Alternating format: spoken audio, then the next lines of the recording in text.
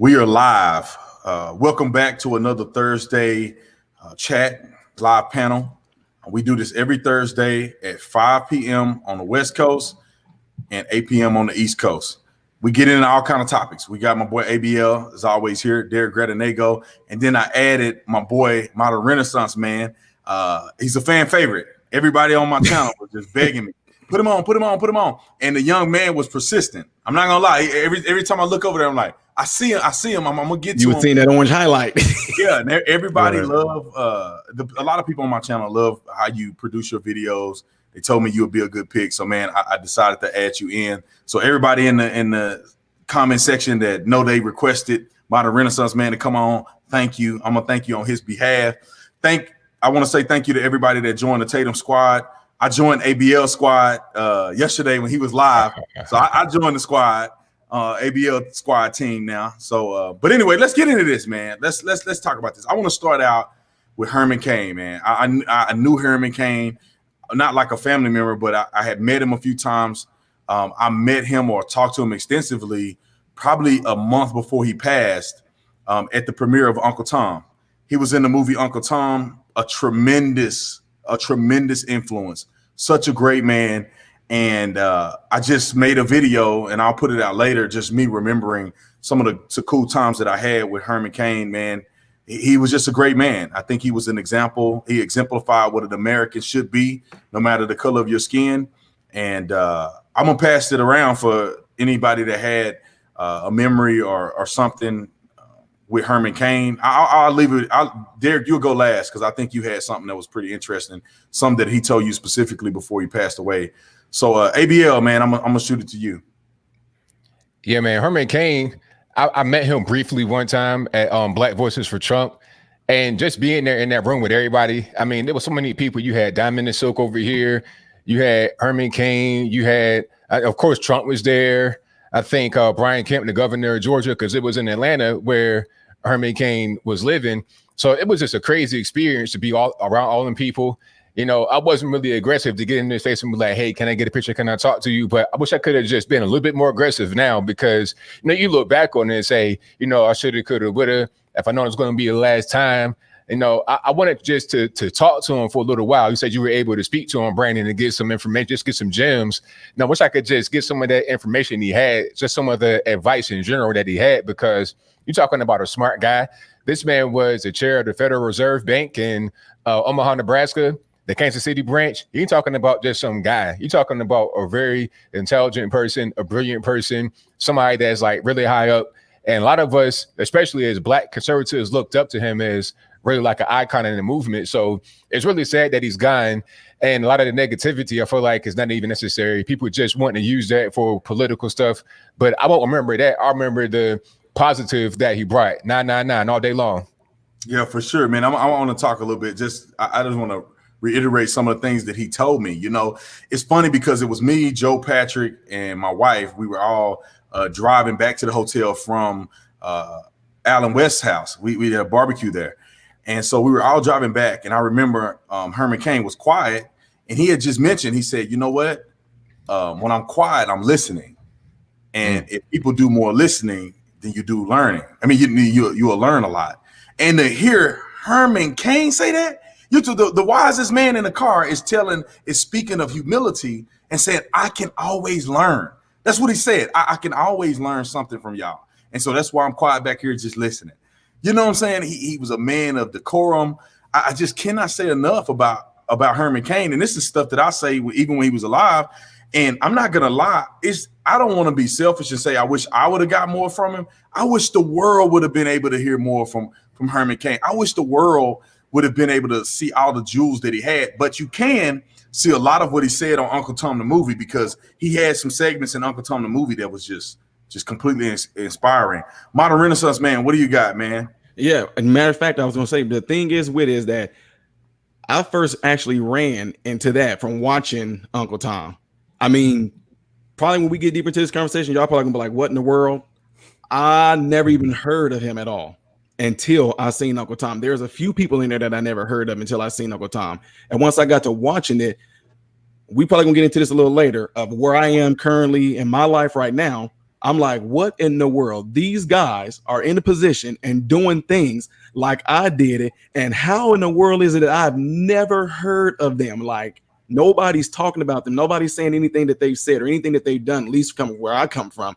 They haven't. And there's no emphasis being put on these people. And it's really, really sad and messed up that once something like this happened, we only hear about it when they die. And then they want to talk about all the things that the person did or all the, you know, the biggest impact they had on the person when that person was, when this person has passed versus when they were here.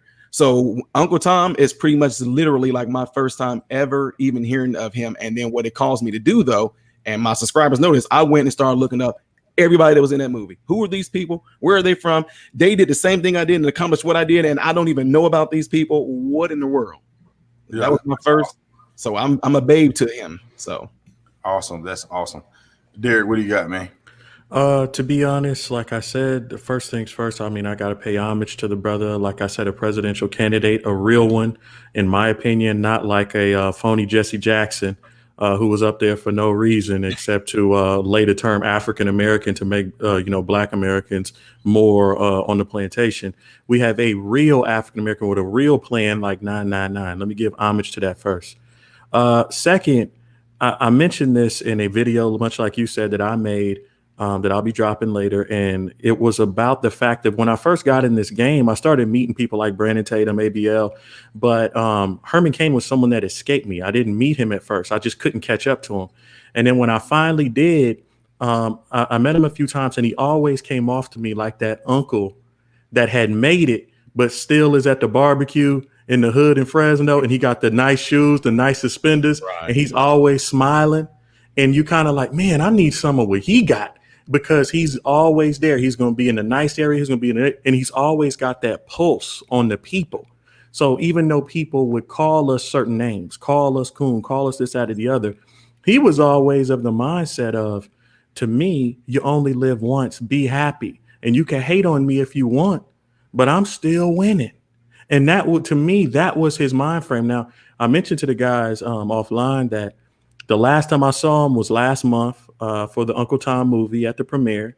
I was with Brandon and them, and I caught him in the hall. And, because of these things, I hadn't had a chance to get a good conversation, and I wanted to bring up some stuff. But in a nutshell, he basically told me to be happy. He was like, you need to be happy and live your life.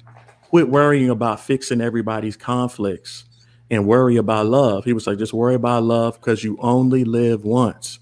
And I didn't peep it at first, but I peep it now, because I was talking about some internal struggles going on in the camp. And he was talking about extending a branch to the other side as well. He was like, you truly win when you get your enemy to love you back. You know what I mean? And so I'm taking these jewels of knowledge, and it's funny because in the moment you don't realize these things, but it's only afterwards. And we say this so much that we should know it now. It's always the same thing. Give somebody their flowers while they're here. But it's always an encoded message that I feel God or the creator gives that says like, man, this is crazy because we were just here. We were just doing this. And it's kind of like now we look at the system and we say, okay, so we have our first person in this that's gone, and we can carry that torch and move that torch with us. I think that's great, man. He's just such a great guy. I just remember him, myself, Carol Swain, when we left the hotel the first time, we were all on the bus just laughing and having a good time, man. And Herman Cain is just, he's an amazing guy. So let me get some of these super chats, Olivia, and then we're going to talk about kind of what the left is doing and spinning his death. We'll jump into that. But Olivia, thanks so much for the super chat. RIP Herman Cain. Welcome, MRM, Modern Renaissance man. You're awesome. Brandon, keep up the good work. And ABL, I'm surprised we don't have Ivan in this panel. Who is Ivan? A prolific troll that calls into my show. Oh my God! Hey, one day we'll bring him on there. We'll have to jump on him. We'll be fair. Let's see. Paxton, my state, Wisconsin, just passed a mandate to have to wear a mask in any public place. Not a fan. I believe it should be up to the owner. If I get a ticket, do I stand a chance fighting it in court? We'll get to that in a second. Let me make sure I get everybody that at least done $50. Curtis, thank you so much for the super chat. What's up, B Tatum? You guys are great Americans that I'll be proud to count as friends. Awesome. I appreciate all the super chats, man. Let's talk about this real quick. I'll get back to the other super chat in a minute about the mandation of masks or the mandatory process of masks. But let's talk about what these liberal lunatics are trying to do and disparage in the name of Donald Trump vis-a-vis Herman Cain and Bill Montgomery, who was the co-founder of Turning Point USA. I mean, these people are sickening to me. I mean, Ana Navarro, I mean, I hate listening to her every time she come on television. She's the most fraudulent person on planet Earth. She claims to be a Republican conservative, but she is a complete leftist lunatic. But then she wrote a tweet, and Candace Owens, in so many words, called it a B word, and I think she deserved every piece of that word. She decided to say, Herman Cain didn't take it seriously, and then that's why he died.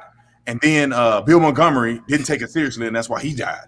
And then there's Gomer, Representative Gomer, I think that's his name. I guess he caught COVID. I guess they don't take it seriously. And it made me mad because the fact that, Herman Cain had recovered from colon cancer. So he had cancer. He was a high-risk individual.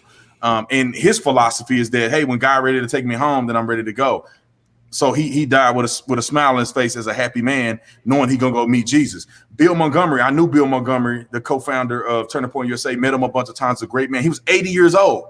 I mean, if you want to talk about the bracket of individuals who are highly susceptible of succumbing to death as it relates to COVID or most illnesses like the flu and other respiratory illnesses, those were candidates. Had nothing to do with President Trump.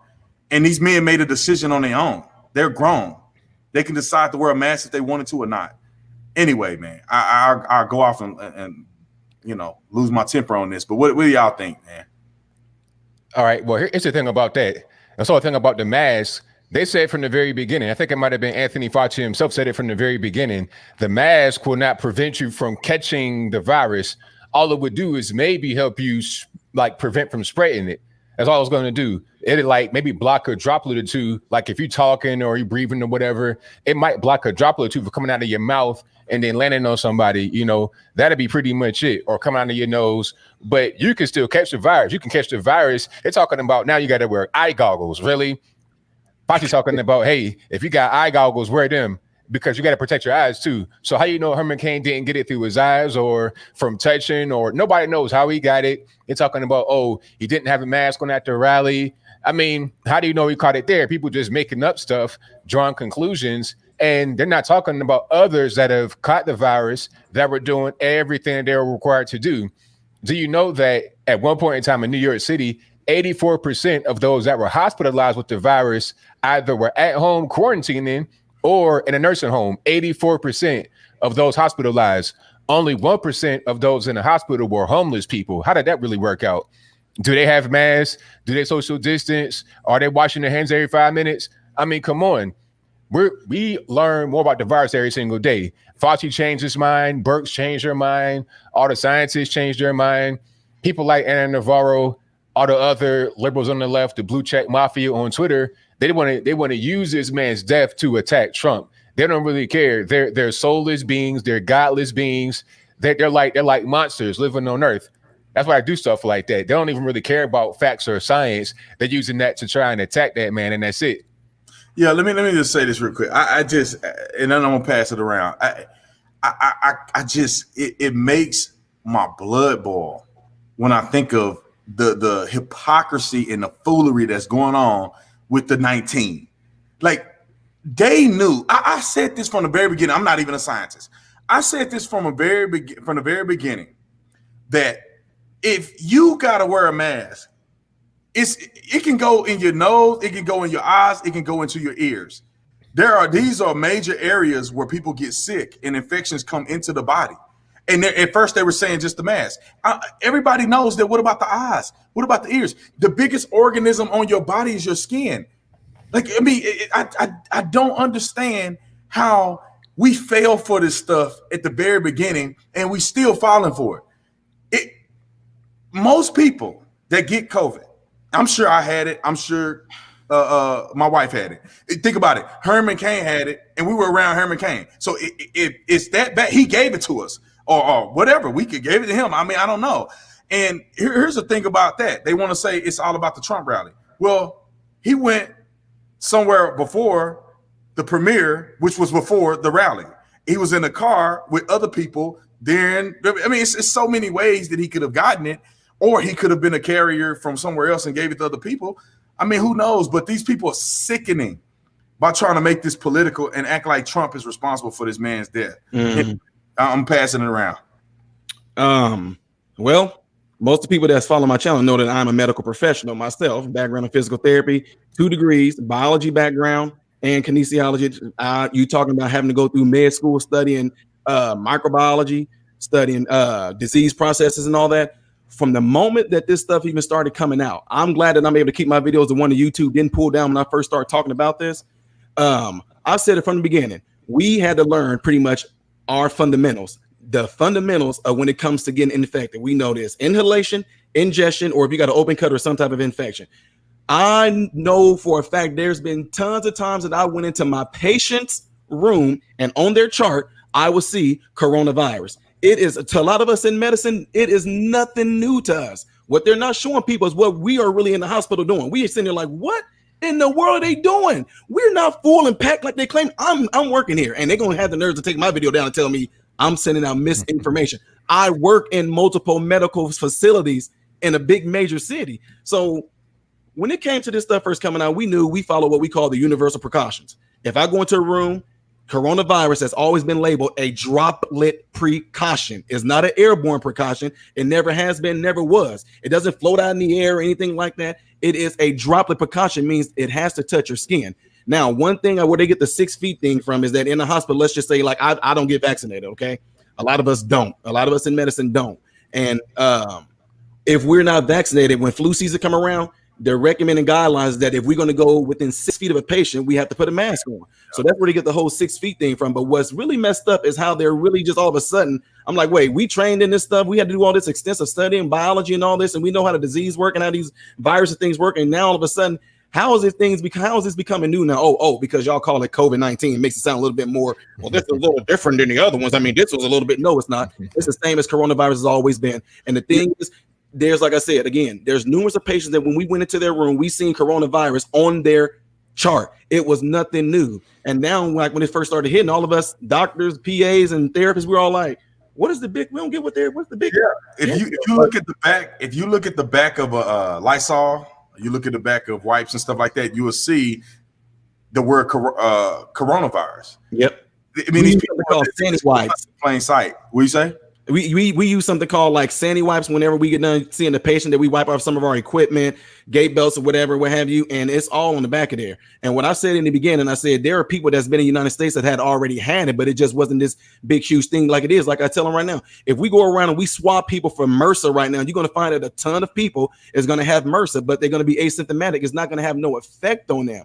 And again, I don't care how they try to say it.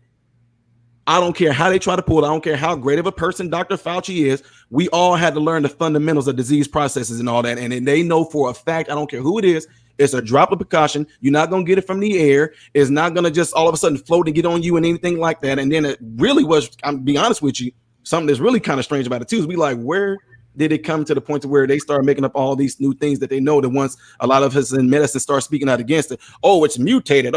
Stop it. Stop. I'm sorry. It's just such fear. If you get people to become fearful, you can control that. And you hearing this from somebody that's in medicine, we know, I'm telling y'all, a lot of people that's even coming in there, they're saying things like, oh my God, I've been having like some breathing issues. And we would take their temperature, we would run their vitals, all that. They might not even have nothing even close to it. But from certain, let's just say higher uppers, you're being told, oh yeah, get them in here. It's like, yeah, play off that fear. Tell them, oh yeah, I think you might have a little something because they know that money is coming in on that, plain and simple. 100%. Who else? Oh, Derrick. Look, man, let's be honest. Y'all have hit all those good points. I want to talk about something a little deeper, and it has to do with honor, man. What we're witnessing right now is a lack of pure, just honor amongst people? Who goes and starts spitting on a man before he's even put in the grave? Who goes and starts just destroying? I think about when I grew up, I watched movies like Troy, where even when Achilles fought Hector, they gave each other 7 days for mourning after killing somebody, like, and they're mortal enemies. Right. These people can't even wait for Herman Cain, his family, to go, and get stuff. And they're already, oh, well, he deserved it. He didn't have a mask on and he was dancing at the Trump rally and he's blah, blah. People don't understand. Herman Cain could have had this for who knows how long, since January, December. The man had cancer as well. Now, I'm not saying this didn't contribute. I'm not saying it does. All I know is to sit here and again try to blame Donald Trump. This is like the most insane thing that I've ever heard in my life. What next? Did Donald Trump cause the Big Bang Theory? Did he get in a time machine and he's the one who gave Eve the apple in the garden instead of Satan? Like, what exactly did Donald Trump not do? This is crazy, and it is sad. And the funny part is, if Herman Cain was here right now, he'd be the main one talking up, laughing, and being like, y'all are crazy for blaming Donald Trump for a situation like this. Right. And this whole mask mandate.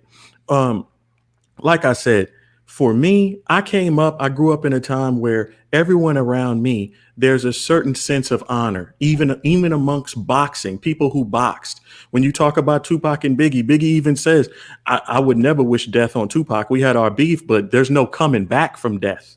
So these people out here right now are showing us a whole nother side of their, demonic nature. When you sit here and you're actually laughing, and some of these sites on Instagram are basically like, oh, next story, please. Who cares? Next story. Not realizing that this represents a black man, a man of color, who actually ascended to the possibility of becoming a president. Right. If for that alone, the black community should be standing up and applauding.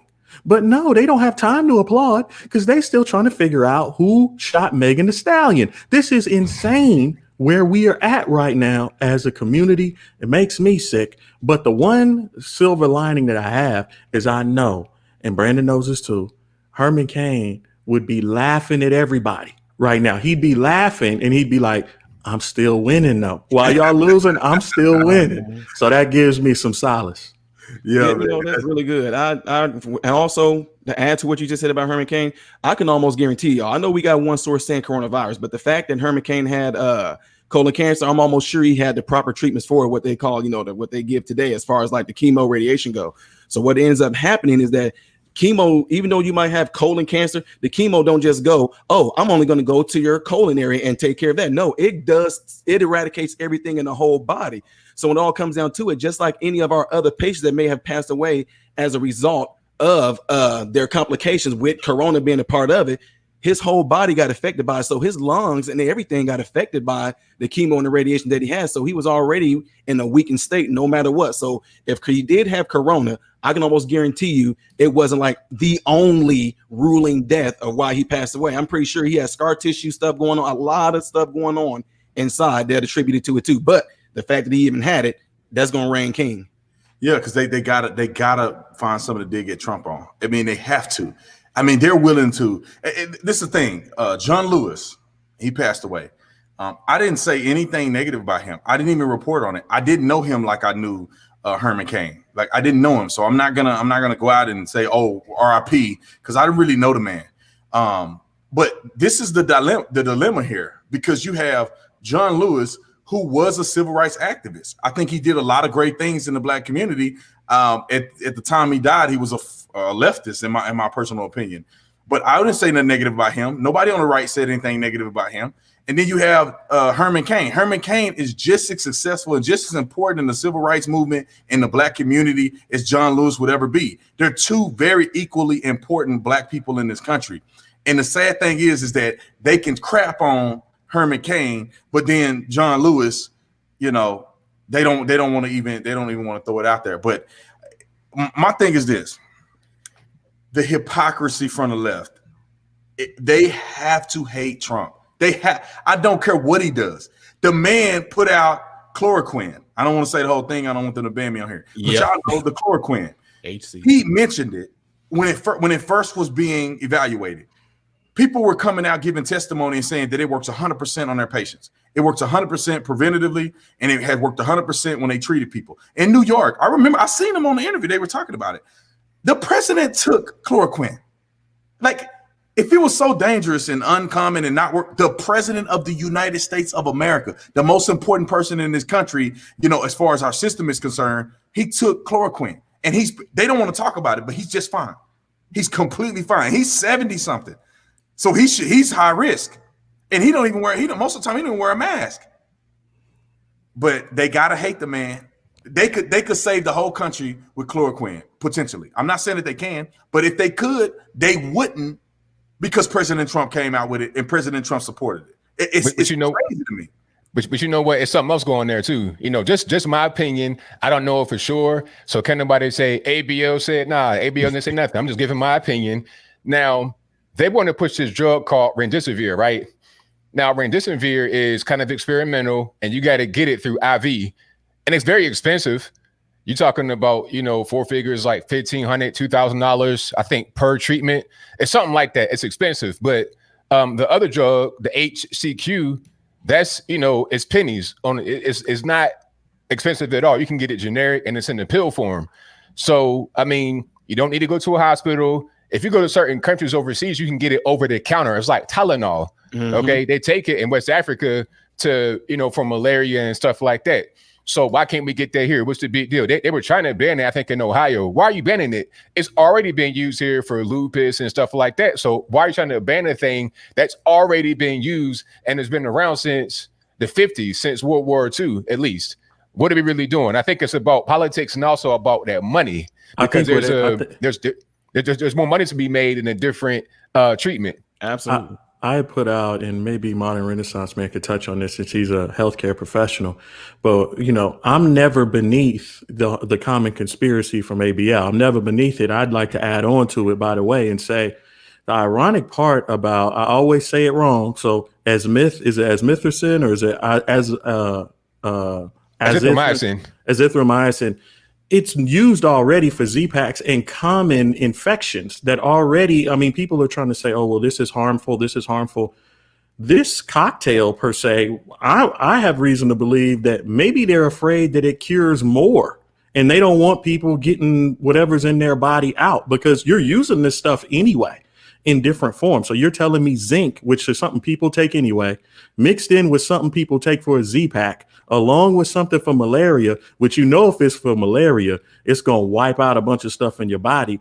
It seems to me like they're scared that people would take this and there would be residual things in the body that get healed, and they don't want everybody getting healed of residual items, because they make their money off of medicating people off of things like that, whether it's, common, colds, STDs, stuff like that, that a common antibiotic would cure. And they're like, because the way they're treating this is basically like, oh my gosh, you got to ban this. It's like they're drinking motor oil.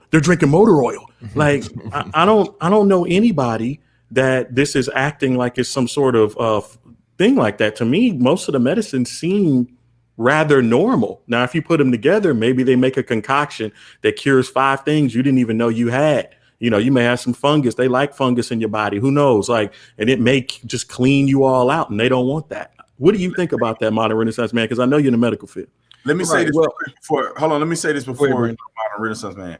So just imagine if when this thing, because President Trump cut travel to China, and then he cut travel to Europe, which was great decisions, proactive decisions that he did as a leader of this country. Other people called him a racist. And this is before it even got bad and people started really dying. He brought up chloroquine. Now, just imagine if he brought it up, they produced it in America on a large scale. He was able to prevent a pandemic that was going around the whole world, and we still kept our economy. He would win every state in the country, and they could not have that. Modern Renaissance Man, jump on it, and then I'm gonna go to some super chats. Oh, they would probably instantly turn that down. Well, who is he? He's not a doctor. Who is he to try to sit there and tell America to prescribe hydrochloroquine? They would have just probably ripped him apart for doing that. But then yet to have doctors, PAs, and everybody to come behind him and say, actually, yes, it does this. It does that. So why not take it? But all of a sudden, this is just so amazing. All of a sudden, what we went to school for so long for, worked hard for, been in medicine for over in working in the hospital environment for over 20 some years, all of a sudden what we say don't mean a thing. And this is us that's actually treating people with these things. The reason why I don't care what any of them say, if none of them want to come on here as medical professionals speak out against us, they know that we are telling the flat out truth.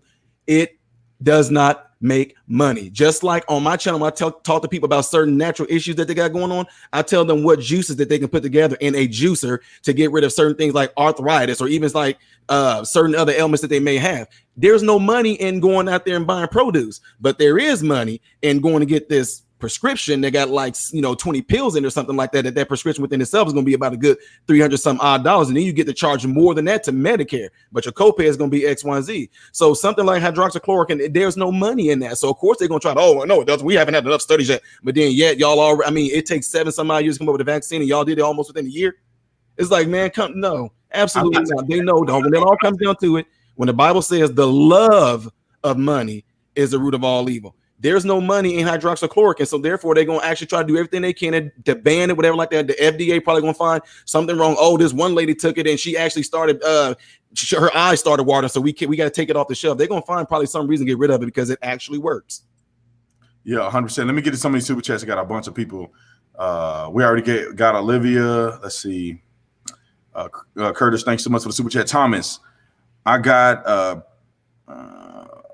Prima Band from the Walmart in Bristol, Virginia, for stating that 10 people inside weren't wearing masks to an employee. 2 were their own employees. Interesting. Let's see. James said, R.I.P. Herman Cain, the summa cum laude of Wappa University. Y'all remember that in the Uncle Tom movie? He said he graduated summa cum laude from Wappa University. It's one of his favorite quotes from Herman Cain. I keep wanting to say John McCain, but it's Herman Cain. Let's see. Let me make sure I get everybody else. Sue, thanks so much for the super chat. Commit to intercede in prayer for you guys. God, good to see MRM. Appreciate it. Jericho Green on here. I've seen him. Gamer, thanks so much for the super chat. Let's see. Who else? Sam, thanks so much for the super chat.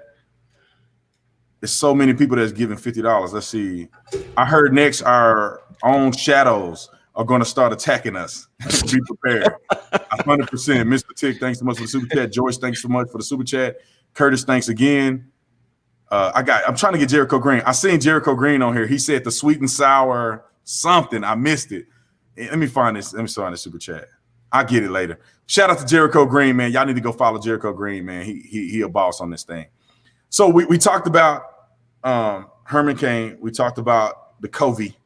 I want to talk a little bit about the NFL, man. Like, I know that people are not going to watch it. I'm never going to watch the NFL again, probably never, ever in the history of the league. I'm just done with it. Hopefully XFL will come out and I can watch that again. I'm definitely watching college football unless they become SJWs. NFL is over. I'm done with it.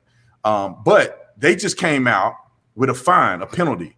And I wasn't able to find a penalty for the alternative, but I will talk about that. But they came out with a fine and a penalty if a football NFL player were to go to church during this pandemic time. And they can't even go to church. But I found nowhere that they can. Go ahead, ABL. So hold on. So the NFL is going to find the guys for going to church? Is that what you said? No. The NFL, I got the article was on Tatum Report. The NFL is going to fine players and discipline them for going to church. And the reason that they cited was like the MLB, where people got the COVID-19 and got sick. So they're telling them they can't go to church because it pushed them in a position where they can get COVID-19 and end up screwing the season. But what they do not say is they don't tell them they can't go to riots and protests. So somebody riddle me this. How on God's green earth is somehow you can't go to church and worship God, but you can go to a rally and a protest and everything is fine? As if the COVID danger is only in church and it's not out there protesting, kissing and sweating on everybody. Protest. You know what? This is crazy because, man, NFL, I don't understand what the purpose is. All right. If you want to keep everybody from getting the virus, you got to do the bubble where nobody leaves. Everybody's just right there. And I'm seeing some of these athletes out there at the protests. They already been there. So we kind of like way past that whole thing. I've seen guys in the NBA, NFL at the protest, masked up, trying to hide. Nah, I see you, sir. You're about 6'5" and 300 pounds. I see you right there in the protest. You understand what I'm saying? So, but I mean, I'm not surprised because it's okay to attack church, the Christian church. Now, when it comes to the mosque and stuff like that, that's kind of off limits, but different story. And you can go out there and protest. You can say, all right, Black Lives Matter, and then go out there and tear up a liquor store, and it's fine. You won't get arrested. You won't get touched. It's all good. Hands off, right? But you want to go to church with like 5, 15, 20 members. That's somehow wrong. Funerals. You know, my uncle died recently. I told the story before. He was 88 years old. He died in D.C., couldn't go to the funeral. You can only have 10 at the funeral. But then I turn on the TV, and I'm seeing John Lewis' funeral, rest in peace, and there's more than 10 there. And in that socially distanced, I see George Floyd have not one, not two, but 3 funerals all over the country with way more than 10 people. So I was like, okay, you got to be a celebrity to get a proper funeral. Does it spread at a celebrity funeral or at an important person's funeral or at a protest? I mean, if you're going to have these rules on the books, if you're going to say socially distance, wear a mask, let's let it apply all the time, not just sometimes. And the selective application of the rule lets me know that it's about something else. It ain't even really about the virus. It's about trying to control people, and it's about trying to mandate how you behave. So I'm gonna give us a little commercial break here, and then we're gonna get to Derrick to jump in. Y'all make sure y'all subscribe to ABL, subscribe to Modern Renaissance Man, and subscribe to Derrick Gradenigo. All you gotta do is type any of those things in the description section, not description section, but you type it into the search bar, and then you'll get it. My mods are putting the links in there, so I don't know if you can copy and paste the links, but I'll try to put the links in the description section on this video. I just want to say a quick thank you to everybody that joined the Tatum squad. The little join button, you just hit that and you can join the Tatum squad. I joined ABL squad. I don't know if Modern Renaissance Man have a squad. Do you have a join button on your channel? YouTube don't like me like that to give me one. Yeah, when they like him enough, get him one. And then follow me, Derrick. Whenever he get a join tab, y'all go join. Oh no, I got all the accolades to get it, but for some reason they're like, well, you know, one of your videos got deemed misinformation, so you I guess you can't have one of those things on your channel to get a join button. Yeah, we can help you out. I got a contact down there. Sweet. We'll try to see if we can fix that. Go ahead, ABL. No, I was just saying, wow, but go ahead. So Derrick, you'll go. No. To be honest, man, like this is, I never thought it would get to this point. I thought, like, just like people say, the greatest trick the devil ever pulled was convincing people he didn't exist. So you're able to see these tricks that the devil pulled, and you still kind of have compassion for people because you're like, maybe you're just a little slow to the game and you don't see the trick happening. So I still give you the benefit of the doubt. We're at a stage now where the devil is just full ass out. Like he's just full, like I'm just showing you and people are buying it. And I'm sitting here thinking to myself, there's no way that all of you, and then here's the crazy part. Most of these people are like, I'm diehard Christian. I'm a diehard Christian. I'm a diehard this. And it's like, do you not understand what you're doing right now? Do you not understand what you're representing? Do you not understand that they are telling you you can't go to church? You can't go to church. And as a sidebar, when they're done telling you that, they're saying we representing the people that want to burn down Jesus because he's not white. Apparently, there's too many white Jesuses. There's white marble Jesuses. He's made out of marble, which is white, but even that's racist. And the Martin Luther King statue in D.C. is racist because it's white stone. Like everything is racist, and people are buying into it. I never thought we'd get to this point, but now that we are, all I can do, and even reminiscing back to Herman Cain, is say that people need to develop their own relationship with God right now. They really do. And even though these are my brothers on this right here, I have to tell them, look, I'm y'all brother, but y'all need to go every day, every night, get one-on-one with God, because what we're seeing right now is some stuff that we probably haven't seen since the days that Nero burned Rome down. I mean, this is like to the point of where they are not stopping at anything. They are willing to go down in flames. And unfortunately, it looks like Americans are going to have to stand up and say, beyond the just pillow talk and saying we're going to do something. Americans are going to have to join us that have been out here and say, look, we are not having this anymore. We saw that happen in Austin that ABL reported on. I saw his video. It was a dope video where, the people, they was running around Austin with the gun.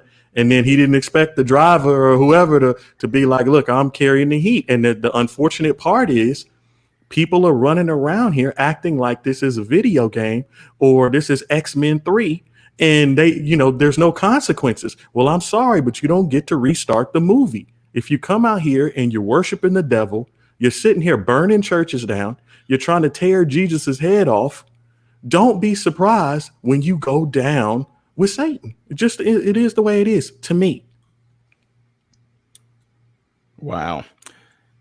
Me, I have a lookout on this saying, what an opportunity for real men and real women of God to shine forth. It says darkness casted out light. What y'all been doing and what I've been watching and what I've been doing on my channel, that's why I know YouTube is hating me for this, is simply doing what the Lord told us to do. Let your light so ever shine. A man that walking in darkness knoweth not where he stumbled. If we are not shining light on the darkness, they're not going to know where they're stumbling at. So to me, when I see all this stuff going on, I look at it like this is an opportunity. At the same time, I'm like, oh, so they calling us out. Okay. Oh, so the devil, the devil, like he said, the devil, them just flat like, yep, look at us. What now, y'all? What? And a lot of real, like some ministers, none of them are speaking out against this. Nobody's speaking out against it. Because when it all comes down to it, be it racist, be it whatever you want to call it, the foundation of all of it is pure evil. Evil. It's the devil and his fallen angels. Now, us being ministers and men of God, women of God, I'm loving this because they calling us out and I'm coming right back at them, firing right back. No, I'm not one of those ones where you just going to be able to come up to me and be like, you can say and do all this stuff in my face and I can't say anything. I'm just going to sit back and be like, well, I'm just going to pray that the Lord would. No, in the Bible, God always used his people to take care of business. But it seemed like a lot of people just want, Lord, just come down and just, no, the Lord, if you read that Bible, David, them slain, and David killed Goliath's whole family. Abraham, them taking care of business. He always used his people to take care of business. And pretty much what they're doing right now, they want to make it seem like God don't exist. But we definitely see that the devil does. So the question is, the real men and the real women of God, what are they really doing right now? What are they really saying? Because now that they called us out, it's showing us who it's showing you. We don't even have to ask who the real Christian and real women and men of God is. They showing it by cowering away. And Christians are not cowards, not real Christians, men and women of God. No way. Absolutely not. So I stand against this stuff all the time. Don't care who it's coming from. I'm calling it as it is. If I see it like this, I'm shining light on it. And look, guys, look, there it is. I don't even have to talk about it. I just shine the light on it. Look, told you there was roaches. Told y'all, look, they all scattering now. But most people don't want to do that. I don't want to say anything because I might lose my church and people may not like me. This is about real people's lives and real souls, and people need to see what's really going on. And that's why I know that a lot of folks are hating us right now for what we're doing, because we shedding light on it. And that's why they keep on intensifying the Brandon ABL, Derrick.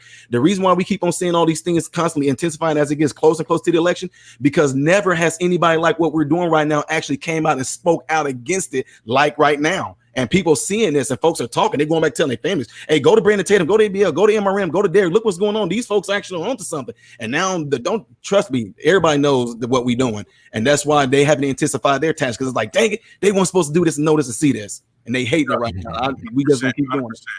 And I think you made a great point about the church, man. It is embarrassing to see people of faith quiet. They're not even. I haven't seen TD Jakes. I haven't seen none of these gospel pimps out here saying anything about the rioting. I mean, these men of faith could probably do something. They probably can come out, a coalition of all the pastors in America, even the televangelists. They can come out in unity and say, let's bring the peace. You know, Christ wouldn't want us to be out here bludgeoning each other. How about we use prayer? How about we stand up for something more than just picketing and protesting? But man, I'm telling you, God is doing something amazing in this country as the silver lining of separating the wheat from the tare. You now know who's real and who's fake. That's you right. now know if it's propaganda preaching or this Holy Ghost filled. It's a clear separation. I agree with you, B. I don't know if that's ABL's term, but I'm jumping in because B got me hype right here with the pastors, because I want to go back to 2018 in October when Brandon Tatum and ABL and myself and a bunch of other people went to the White House, and we there and we thinking everything is great. The president came to meet us. It was wonderful. We thinking we're going to be on TV. We get back to the Trump, and it's one pastor on TV named Al Sharpton talking about my records show that these people have been paid to be at the white. We know that a lot of times these pastors, y'all, are really like the Judas to Jesus. They're only here to cause confusion. And we see that even this week with the young woman, I say young woman, but the doctor who had came out and started talking about spirituality when it came to the supposed cure. She was talking about spirituality. There should have been pastors, even if they didn't agree with her. There should have been pastors stepping up saying, look, we don't really agree with her, but we appreciate her, calling Jesus into this situation because we haven't been doing it. We haven't been, like Brandon said, where's all these pastors? And I'm trying to tell people right now, the reason these pastors aren't around is because they haven't been feeding their flocks the proper meat. Nope. All they've been worried about is tithes. And the reason I know that this is the truth is because when you look at this lady, everybody dogging her is dogging her because they're saying she mentioned the word demons. But here's the thing. All these people are going to church. All these people are celebrating Easter and Christmas. If you're doing that and you represent Jesus, you know that Jesus was expelling demons in the word. You know that when he came back, he gave his apostles the power to expel demons. So now you're sitting here saying this lady's crazy. That's not a reflection of you. That's a reflection of your pastor. Your pastor has not been spending time teaching you this because he's been worried about that light bill. He been worried about that new Escalade. He been worried about them spinner rims that he got to put on that vehicle because pastor got to get blessed. See, and this is where Brandon is so true. A lot of y'all are getting to see who your pastors really are. Are they them prosperity gospel preachers? Because the prosperity gospel preachers can't survive right now. They can't survive because this is the time of non-prosperity. And so they have to hide because they're like, dang, according to my word, you're supposed to get a navigator by the end of the month. Mm-hmm. And you waiting on unemployment. I told, put your best foot forward. These guys, they out here doing all this and the whole nine. And now they got to go hide somewhere because right now it's basically like, when they should have been like real pastors will say, look, our God is a God of sacrifice. He sacrificed. These apostles sacrificed. They got martyred at the end of the day.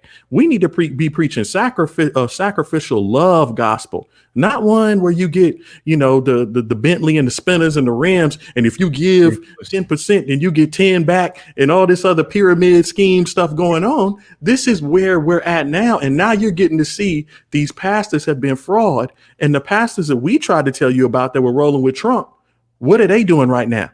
They're in the same position, saying the same things. They have not changed, which means their truth has been real. They were with Trump before preaching. They're with Trump right now preaching. They're still preaching the holy word right now. But the pastors that y'all all know and love that was hating on Trump, they gone right now. You don't even see them. They're not on TV. You can't find them. You need a flashlight in the dark. Like you don't know where they at. You know what I mean? I don't know where they at. But ABL, I'm gonna give it back to you, man. I'm going too long, but Brandon hit a nerve with me because that's one of my things is this false prosperity gospel and these pastors that have it's personal with me, y'all, because I've had pastors in my lifetime tell me if I don't give them tithes, who's gonna pay their light bill? And it set me off, bro, because it's like, what's your light bill got to do with me? Like if you don't have enough money for your light bill, that means your faith ain't big enough, brother, and you need to go walk like Peter and Paul and preach on the street. You don't need a building then. But right now, that's where these pastors are, and I love that people are getting to witness this firsthand. Because look, let me tell you this. I'm gonna shoot the ABL. These pastors, see y'all see these fraudulent. I love you said pyramid scheme churches they be doing. Listen, the Bible talks about healing, and see. These pastors ain't really about no real healing. They about just lip service. Oh, God is ready to heal you. If you do this, you do that, God will heal you. Now that the COVID is out there and people are really sick, they could come to the church and the pastor should be able to lay hands on them. The elders should be able to lay hands on them and potentially people will be recovered. There's probably people with faith, but see, they ain't operating in the Holy Spirit. They're not operating in the spiritual gifts or none of that. These pastors are taking your money, man. See, when they can do it when there's good times. When the crisis hit, they don't have no message for you. Absolutely not. You hit it right on the head. The prosperity gospel ain't gonna help you if you're sick. It ain't gonna help you if you're afraid of this virus that's going around. Mm-mm. And they ain't never had no intention of laying hands on you. They never believed in what Peter and them did. All the apostles having the abilities that Jesus had, they didn't believe in the Holy Spirit. It's been all talk, no action. And now they're getting put to the test. They won't even talk up for Christ. They won't even come out against these politicians telling people they can't go to church. How are you a pastor saying, oh, no, don't come to this church. You'll get sick up in here. Wow. Wow. Hey, man, that's deep. That's deep. That's deep. At the kingdom, at the house of God. Now, the building ain't always the church, right? The people is the church. So you can have church at your house. But what I'm saying is that since you didn't prop up this building, you didn't put all this money behind. People have been paying tax for the last 25 years, and you telling them, oh, listen to the government because listen to Fauci. Well, what about Christ? You ain't got no discernment. Nobody, you ain't talking to God at night. God is not giving you direction, telling you that you should have the church or not have the church there. Bro, these people so fake, it make my head spin. Modern Renaissance man. Oh, no, ABL, go ahead. ABL. Go ahead. Okay, yeah, y'all pretty much nailed it, man. I can't even really add too much on that. I mean, Derrick, good grief, man. You got to clip that and put it on the channel or put it on audio tape, sell it, because that was right on point, man. Yeah. A lot of these guys, a lot of these prosperity guys, they're worried about other things aside from the actual prosperity of their congregation, of their flock, of their following.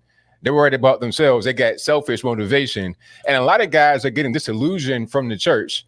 A lot of people in general, they might go to church and everything is all right, but then they run across that one guy talking about, the light bill, my Cadillac need new transmission. It's like, look, man, that's on you. I don't got nothing to do with that. Okay, I'm here for the word. So what's up? Can we get back on that or what? Like, we got too much into, just trying to get money. Trying to, kind of like a little quick hustle. You got pimps in the church. Back in West Virginia where I was born, I like going to my cousin's church, little small church, double wide trailer on bricks. You go in there, you get the actual word because it ain't about no money. It's about just giving you straight information, giving you straight game, rather than all the glamour, the glitz and glamour trying to get cash from you. And like it kind of makes me upset because I know there's one church in Norfolk. I won't say its name. CRC, but anyway, it's right next to this little housing, kind of like a project, but it's like some small apartments. And when they were building it, I'm like, okay, what are we doing? What's going on? Right in there, I could see it's like a big ATM machine. It's all kind of gold ornaments and everything. And the congregation is right there in a little rinky-dink apartment. So I'm like, something don't really match here. I don't understand what's going on. See, when you see things like that, it kind of makes you upset. All right, let's talk about like getting down to the word of what the Bible says and preaching from it and teaching from it and improving lives rather than trying to improve the pastor's wife and his girlfriend and his boyfriend. You understand what I'm saying? So that's pretty much what I'm on right now. I feel I said something wrong. I'm sorry, my fault. We have a church. Hey, we have a church up in here, man. This is look. Anytime two or more are gathered in His name, this is real church right here. This is real church right here. This is exactly. Real church. And I don't want people to think that because people will say, oh, look, they judging. Because, people would be like judging. No, this is not about judging. The reality is we are saying there are legitimate pastors. There are legitimate leaders out here, shepherds. Like when Jesus said, feed my sheep. There's people out here feeding sheep. We're talking about the fact that most of those people feeding sheep, they will feed you even through the famine. You know what I mean? A lot of these pastors don't have nothing for you unless you got, it's time for cupcakes and rainbows and it's like, all the gold and the salami is flying and everything is good. Then it's basically like, okay, it's time to go to the church because I can get my navigator. We are talking about that. And where are these men right now? When this woman stands up in front of the nation and says, I'm putting nobody's talking about Jesus in any of this Corona stuff, honestly. Like nobody's talking about him in any cure. Nobody's talking about, hey, let's do a nationwide march prayer in the name of Jesus. Nobody's talking about that. So the fact that she even brought him up at all, they should be stepping up and being like, yo, look, we may not agree, even if they don't agree, we may not agree, but we coming out now to step in and give like 17 scriptures that Jesus said to heal y'all. Where are they at? I don't know where they're not here. They must be at Chili's or something, getting the baby back ribs or something, because they're not here anywhere to be seen. And so that's where people like Brandon, ABL, MRM, and myself have to sit back and say, okay, look, we understand what's going on. We've seen this before for years. And God is not only calling out the political, and this is what I've said before about my channel. which these two men up on the top here have promoted me to do this YouTube channel. On my channel, it's not going to be just politics. This is going to be about spirituality, everything that's went on with these churches, everything that's went on with everything, because we have to not only be woke politically, we have to be woke spiritually too, y'all. You'd be surprised how many people I see when they said something bad about Donald Trump. They said something about Donald Trump. They woke. They like, nah, I don't believe it because that's fraud. And then I'll say, but your pastor said to go ahead and vote this way. Well, that's pastor. I love pastor. And you know, pastor, he got them good donuts after mass. He got that donut and a special coffee. It's like that donut and coffee. It's free. That's 25 cents. What you mean? Like I'm talking about healing your whole soul, and we don't have that anymore. Wow. My go? Is it? Yes, it's you, boss. Okay, check this out. Also, y'all gonna find this out too. When people on my channel know this, I am an minister. I'm an evangelist, and growing up, I didn't come up in the church, but when I came into church, I ended up living with my pastor for 5 years. So I know all about going to all the conferences, all the youth camp things, all the Congress meetings, the general meetings and all that. Politics and all that stuff is in the church too. So what happened is where I'm at right now. The reason why I started this channel, it's funny because he said, Derrick said he kind of started his thing he was doing political stuff. Now it's going more spiritual. And mine is quite the opposite. Y'all, this is going to be my first time ever voting in my whole life. And it's funny because Brandon, you call me young man. I'm actually older than you. But man, for like 19 years. I said, what? Yeah, you said I've been married for 19 years. Got an 18-year-old son that just graduated high school and a 16-year-old son. You look like you can't be no more than about 25. Yeah, I'm about 25. You look real young.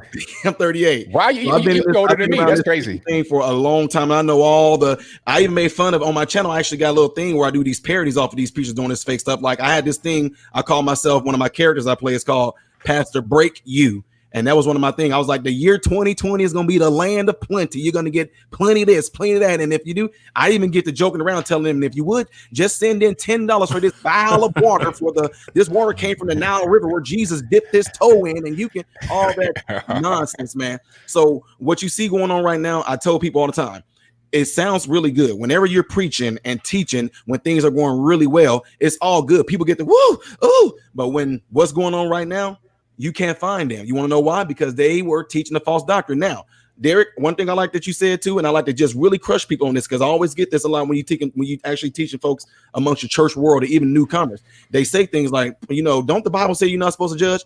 You got to read the rest of that. The Bible said, and paraphrasing it said, don't judge unless you be judged. For whatever judgment you judge with, you're going to be judged with the same judgment. So if I am judging a righteous judgment, then let the judgment fall upon me. If it's going to be righteous, do it. Let it come upon me. But as of right now, I don't care what none of them say.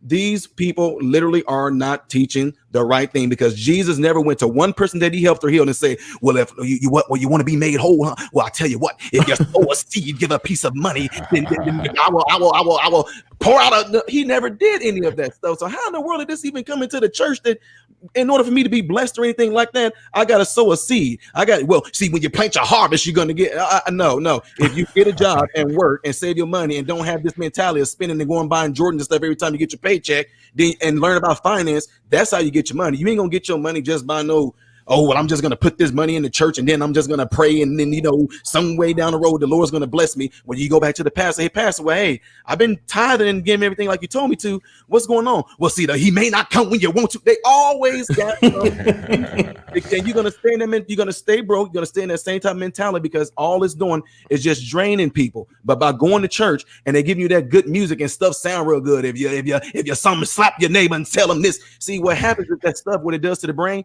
it releases endorphins and it releases serotonin, and that right there is like a satisfaction type thing, and it actually makes you feel good. So what happened, people go to church service is just So what happens is that the brain knows that is a reward center. So what you do, I love going to church, and if they can get you good and going things like that, get the brain to release endorphins and serotonin, it actually can make it easier for you to give, because you feel so good about what's going on and you feeling that is the power of God moving, when it's literally just endorphins and serotonin being released from the body. So that's why it's easy to repeat that process. That's why they keep on. You're going to have your best and you're going to get this. This is your year. The Lord is about to take you up another level, and people just, woo, they feeling it. And it's easy to actually pimp people from their money with stuff like that. But now, hey, the stimulus thing ain't helping passing. This is You know, I know we made $38 million at this church, and I know that's enough to give everybody in this church $100,000 a piece, and still won't break the bank on how much money is in the church.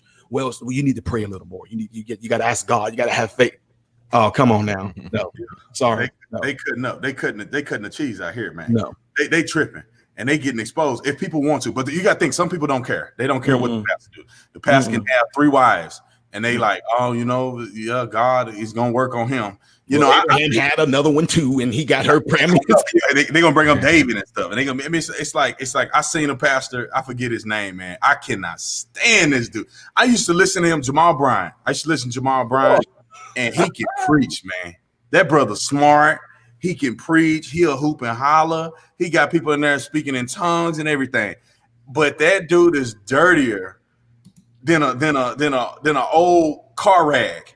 Man, he got cheating on his woman. He got kids with women in the church, and then he don't even sit down. Let me give you this example. I'm gonna tell you how swindly these people are. And I listened to this sermon. He got caught cheating. He had a baby out of wedlock in front of the church. I mean, Ray Lewis went to his church. He got a huge church. This fool get caught cheating. He come do a sermon that's titled "I'm Still the Man," and I would listen to it, and I thought it was good. I had to check myself. I had to say, whoa, hold on. Cheat on your wife and you still the man? Like, bro, that's not only arrogant, that's inconsistent. And I want to say this one thing about judging. See, people make me really upset when they go, you can't judge. But that's not true. You can't condemn. Those are two different things. See, you shall know them by their fruit. Exactly. Well, what does that mean, Pastor? That means that you are judging people based on what they are producing. And you know, so that's how you evaluate. Condemnation is saying that you are some way and you would never recover, and there's no forgiveness for you. And that's not what you should do. The Bible clearly shows that. But I just get mad when people say, oh, you're judging people. No, you're not. You're evaluating. Are you going to have a babysitter come over your house and you're not going to do a background check? That's judging. Yeah, you need to figure out if this person is qualified. Just like your pastor, you need to figure out if they're qualified to lead a church. That's right. And that they actually want to do something right. Somebody said Brian is dating his ex-wife. I saw a picture of him somewhere where he got reunited with his wife, and she's like a Real Housewife or something. And he, he moved. He moved, right? He moved to Atlanta. Now he's over at New Birth, which was Eddie Long's church before he died. Y'all do y'all know who Eddie Long is? I know that ABL does. Yeah. Eddie Long and them boys. Yes, sir. He got selfies. He paying people. They had him up on that shrine. They had him up on the chair like he was Christ, carrying him and stuff with scrolls and all that. That joker dirty is I don't know what. And Jamal Bryant fit right in. He go right up to that church. Yeah.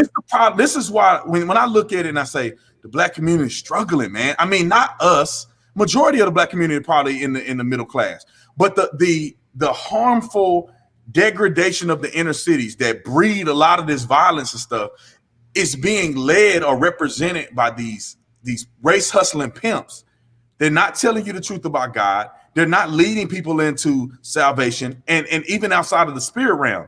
The people who are representatives, they don't tell you how to be successful. Herman Cain told you how to be successful. It's not about race, it's about producing. It's about doing more than other people. You will be seen. It ain't got nothing to do with your race.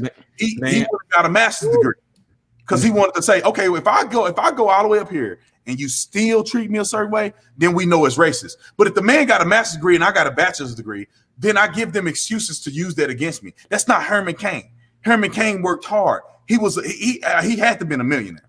Man. Herman Cain was very successful, and he was black. Man. So anyway, let me get off that soapbox, bro. Can I just say one more thing? Check this out. What you just said right there, I love that because you get a lot of messages from different things you experience in life and movies you've seen. So what you notice I'm just telling you because I come from you talking from Chicago and all that. You talking from the deep hood, like they know I talk about this on my channel. Family, y'all already know I do. My family is some of the biggest kingpins and killers and robbers and thugs from Chicago all the way down to Tennessee, straight up, like flat out, straight up. I'm just being real. Anyway, what I was going to say is this.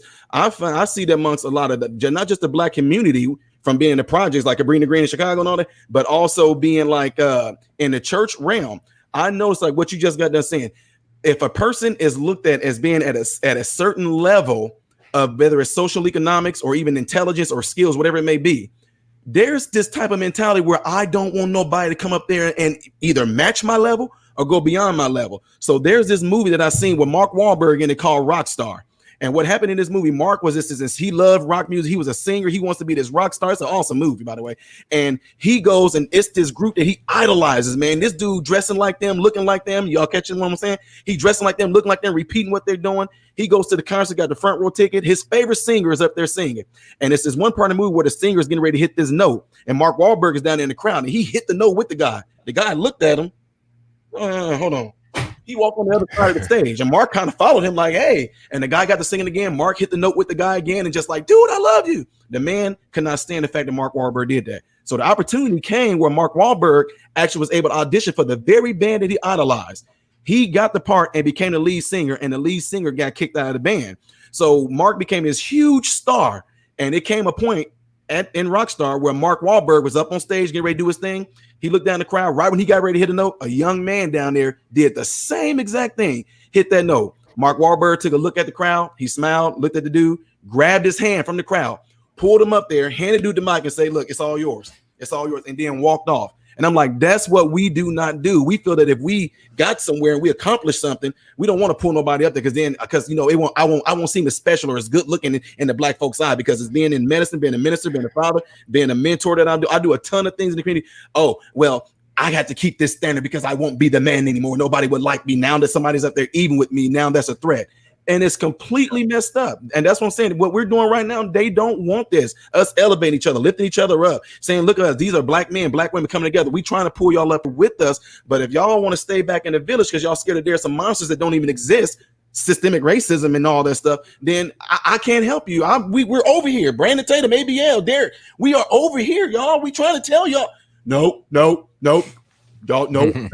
And that's the sad part about it, man. Yeah, Derrick, I know you got a lot to say about this. I've seen this happen in certain groups associated with the president that, I mean, it feels that way. I'm not saying that it is or not, but it feels as if people don't want to show you no love because they're afraid that you're going to go above them. That's what it feels like. Man, because it is. I'll say that it is.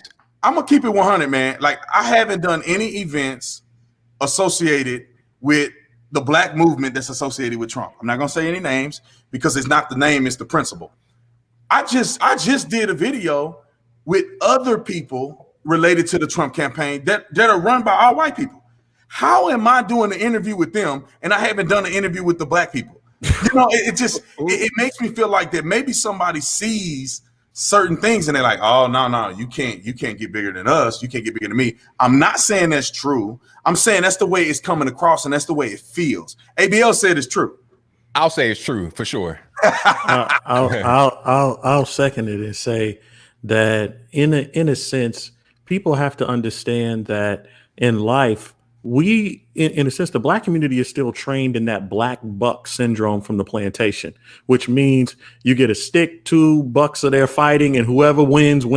And we still look at regular life that way, which means that rather than thinking, okay, like, I want all 3 of us to have a nice house, and I can make a situation where all 3 of us could get paid and all 3 of us have a nice house. And now I have a free place to stay in 2 other cities. I'd rather say to myself, nah, I just want 1 house here and I want y'all to go to jail. This is the way that people are trained to think. Instead of saying, I'm about the whole movement, I'm about winning for everything, it's about winning for them. Now, in reference to what Brandon's saying, the ironic part about certain situations are there are certain people with certain gifts that need to ascend. And there are people that are willing to block those people with those gifts, even if it means tanking the whole Titanic. It means like sinking the whole ship. They're like, I don't really care if I sink the whole ship, because to be honest, my shine matters more than the actual win for all of society. And once you get to that point, we get back to my usual thing that everybody laughs at. These people are back eating their hot water cornbread on the plantation. They do not care about the overall success for everybody in the world. They will take the whole world out and stay on that plantation rather than let certain people shine. Now, the beautiful part about this, though, is that when God truly wants to work, your shine can't be stopped regardless. No, sir. You understand what I'm saying? So even if they try to stop or try to block or try to whatever, There's always that caveat door that opens out of nowhere that Jesus done open or God done open, or, that you just kind of walk through. But I can say for a matter of fact that the Black community's love for shine and social currency rather than actual currency is the main issue. Because if I care more about shine and likes than I do about money and finances, then yes, I'm gonna block you from getting on that stage like Mark Wahlberg, because you're gonna take my shine. But if I'm worried about finances and currency, when I'm Mark Wahlberg, I pull him on the stage and I say, if I pull him and he gets big, I'm gonna sign him to my label and we gonna get this money together. Exactly. This is the problem with the Black mind state. The Black mind state is, I need these shine, I need the bottles, I need the women, I need the life, and blah, blah. And it's like, no, bro, that stuff is temporary and it leaves in the morning. We need to start worried about residual income and residual life choices to where we could do better for our legacies from this point on, man. You know what? I got to add on to that right quick, because here's the thing about all of what's happening. A lot of people don't understand in our community, especially the Black community, they don't understand that when you help others, you yourself get helped. They think that, hey, I'm right here in this position. I got everything under control. Nobody can overtake me. Nobody can take my spot. So then they try to actively block. But what you do when you actively block, you create enemies and you don't elevate yourself. You always stay right here at this level. So nobody really knows who you are. You can easily be replaced when those that kind of pull the strings for real say, okay, over here they're doing better. Let's just get you out the way. But you could have prevented that if you were able to just connect with others and build with others and help other people get to a certain place. You see what I'm saying? But people don't think like that. There's a lack of brain power going on. A lot of these guys aren't really that smart. If you were smart, you would think, oh, okay, I can help them and help me too. It's mutually beneficial, but everybody's just so selfish and self-centered. They don't really see it that way, And then also it's a jealousy, it's a backbiting, oh, they're over there doing that, just like I know you guys probably didn't see Belly where the guys came into the small town and eating a banana. I don't like that. They don't like the guys, impeding upon their little area is like that. And you just trying to fight for territory, but this ain't the streets. This ain't the dope game. This is just, regular civilian life. And it ain't like the streets. When you in the streets, you want to keep your territory for your people. You don't really want to invite anybody else because you're criminals. They might mess around and kill you, set you up. It's not like that. We're all trying to go towards the same place. All right. We're all wanting the same thing. We're all part of the same movement. Let's have all of us come together and push it forward. And you don't do that,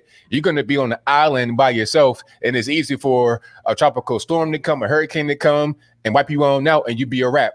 Yeah. Think about it. One more thing, B. Think about it. Think about what they prescribe for us as people of color. You got two ways to get out of the hood. You either dribble a ball or you pick up a microphone. Now, both those careers involve like fighting to the top, and only one really makes it to the league. Fighting to the top and only one gets a record deal. If you're on Empire with Cookie and Terrence Howard, like it's only one of y'all that gets there.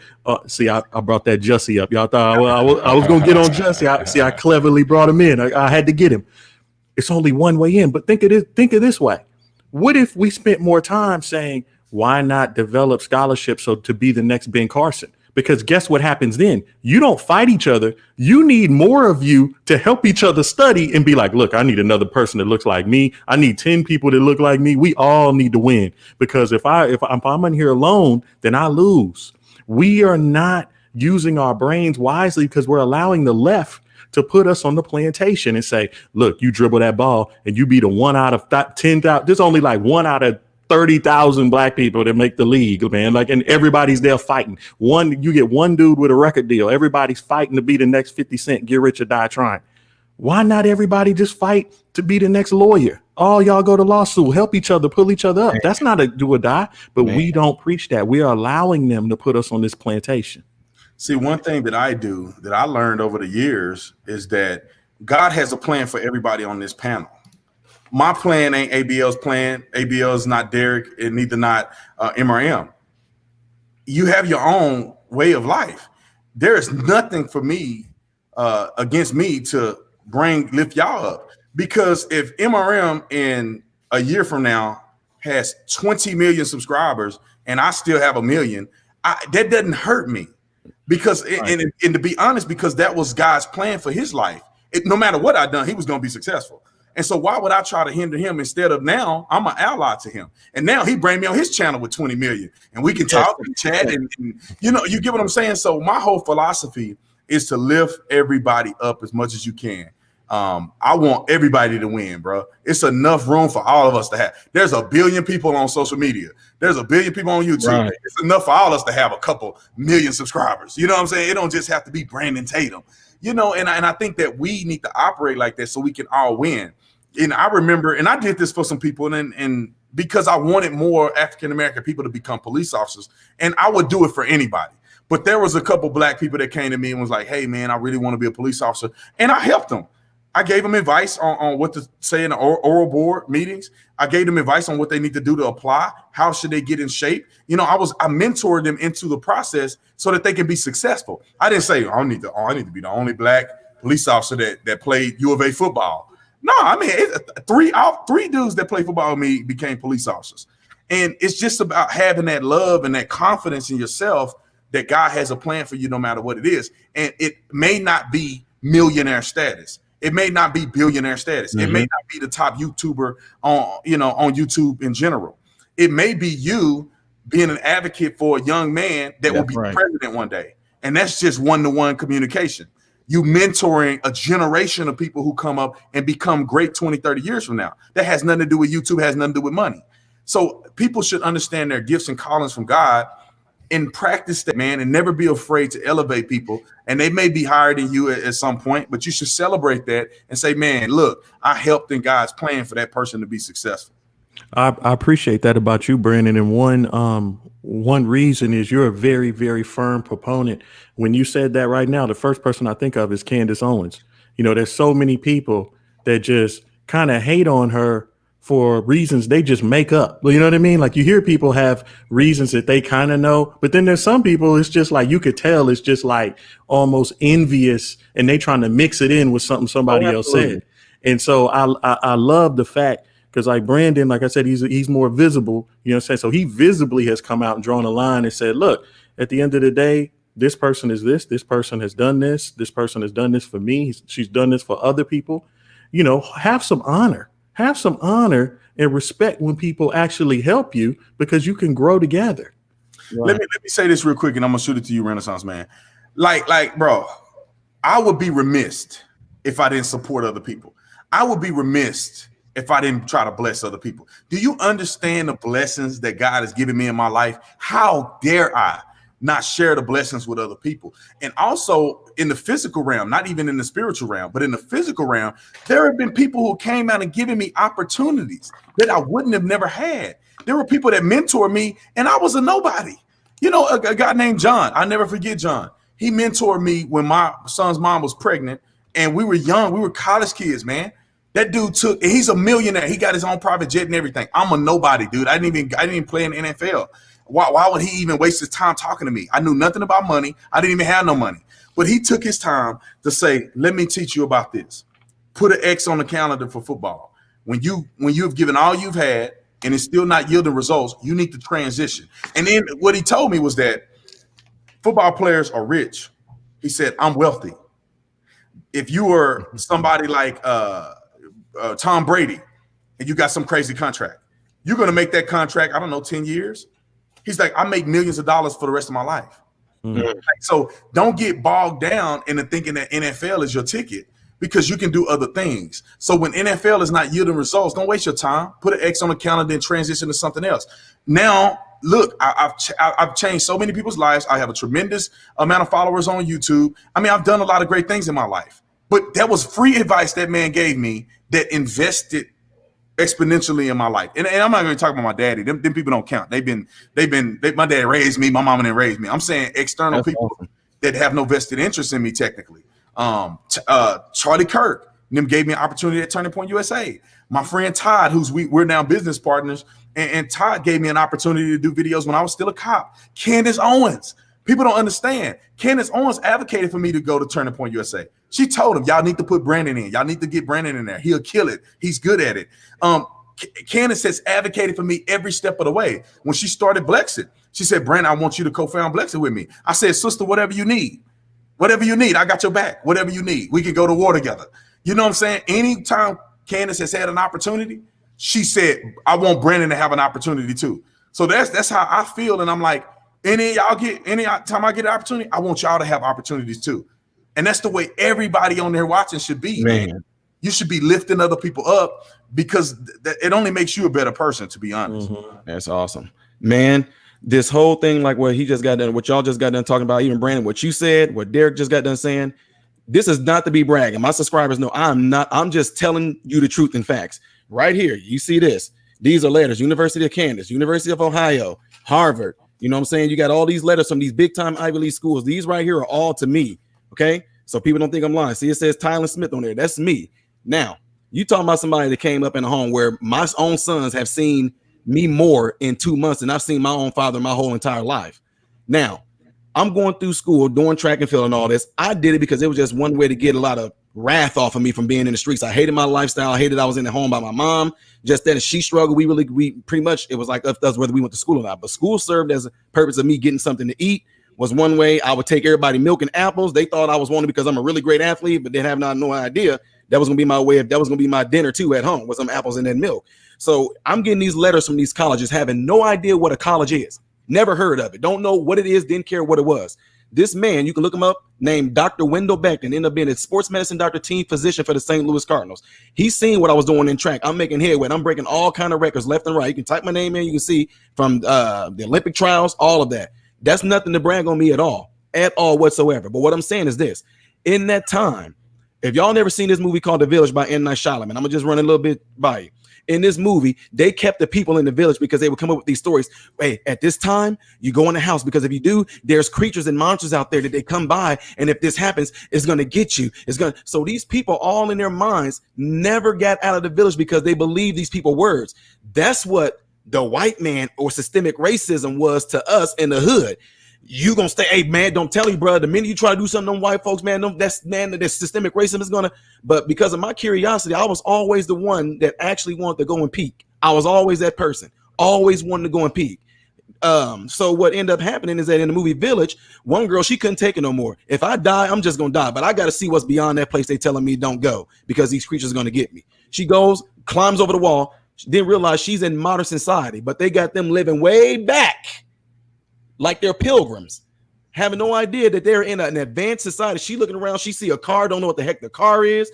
This man got badges and stuff on. She don't know what's going on. And so that's what ended up becoming of me. Dr. Beckton had to come, a sports medicine doctor, ended up being a team physician for the St. Louis Cardinals. He came, seen what I was doing in sports, came and broke down to me, told me what college was, told me what the opportunities that I have. I'm just, what?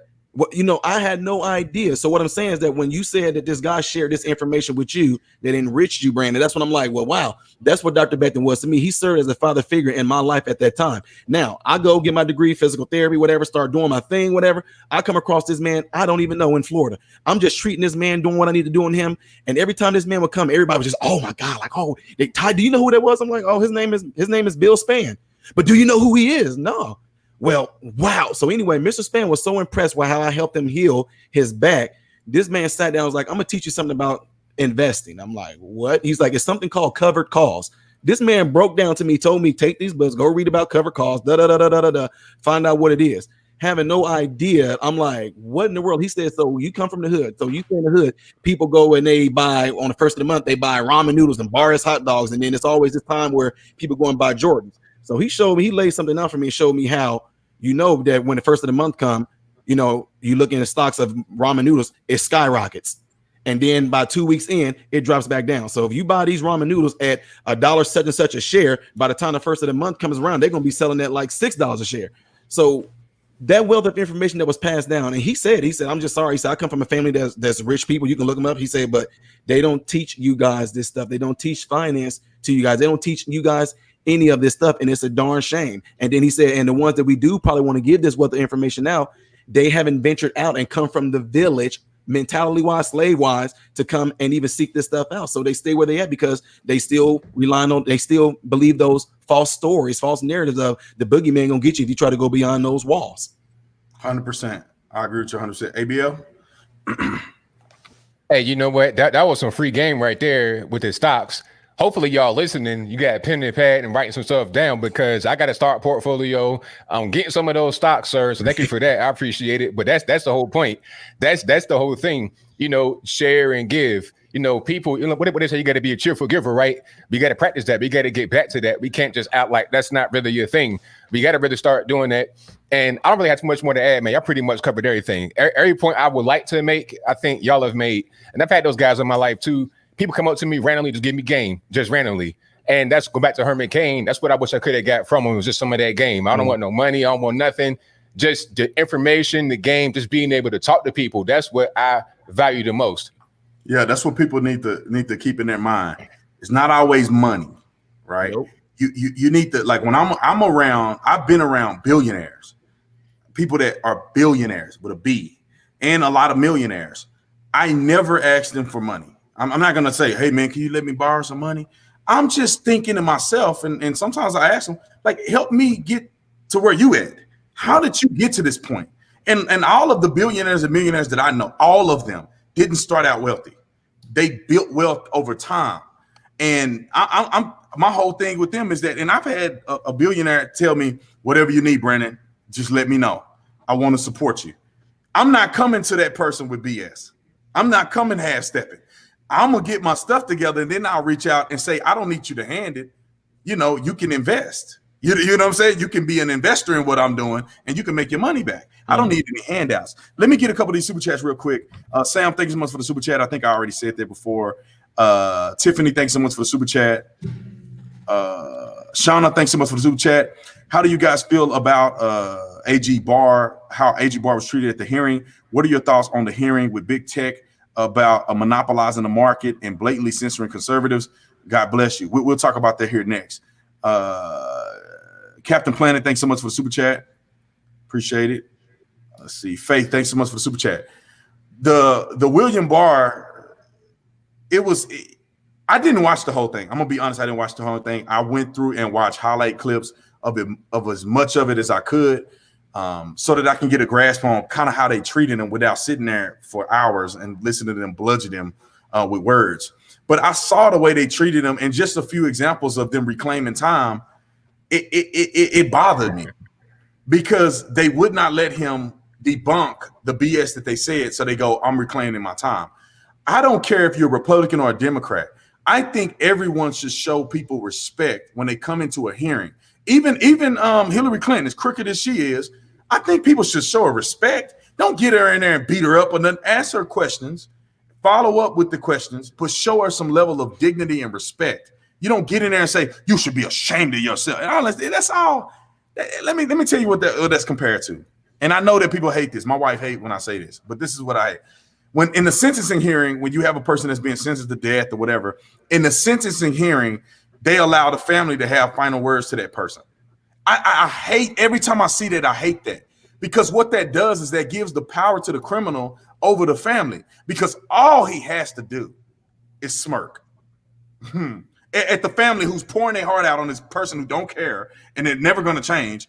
It's not a good thing. It's kind of like, I'm doing this just to make me feel better, but I'm not fixing the situation. So beating up William Barr is not doing anything. And I feel like he handled it himself reasonably well, but it just bothers me how they treat conservatives. You know what? The whole thing with that, with Bill Barr, it wasn't a serious thing from the very beginning. It was only meant to embarrass him and to try and attack him, to attack Trump through him. That's all it's about. And when you get the cameras in there, they're playing for the cameras. They don't really care about anything. And some of it was pretty obvious. You knew what they were going to do from the very beginning. You knew they were going to ask him a question and then count on him, like, not directly answering it, or they would just want to cut him off while he's answering and then do this whole Maxine Waters claiming my time. I mean, it's like, come on. Why are we saying the same thing? And that's how you know that it's not even real. If you're saying the exact same phrase over and over, it's like robots. You got NPCs out there just parroting whatever they have been told to say out there on the stage, which is what they were doing. They were treating that hearing as a stage. It was a performance. It was ridiculous. And that's why I say a lot of these hearings, I'm kind of like, I don't even want to hear it. Waking you up when something actually happens, Because then they had the guys from Facebook and whatnot, and Jeff Bezos and everybody else. I'm like, man, I don't even really care about those hearings that are on TV. I don't watch them. I don't care because it's always the same thing. They do ring around the rosy. Nothing really happens. You know, everybody want to grandstand and give a good performance. And a lot of times they use these little hearings to promote presidential candidates. They did that a lot with Cory Booker and Kamala Harris. They were doing that probably like 2018, 2019. And then you had the fake news media in cahoots with them, talking about, oh, Kamala Harris had a strong performance, and it'd be kind of like lukewarm, written, and everything else. It was the same thing they did during the debates when Kamala Harris talking about, well, you know, Joe Biden, you said that you were against integration, and I went to one of the first integrated schools. That little black girl was me. And now what she's saying, oh, yeah, I'll be your VP. And then when one of Joe Biden's guys confronted Kamala Harris about the whole situation, oh, it's just politics, laughing. You know, it's all a game. It's a dog and pony show. I don't even really care. Wake me up when actual laws get passed, when rules get put on the books. Until then, I don't even care at all. 100%. You want me? Look, to me, to be honest, like in my situation, when I look at this stuff, I'm the same as ABL. I get kind of tired of the same old same. I'm a person who's like, okay, something different is going to happen. Something different is going to happen.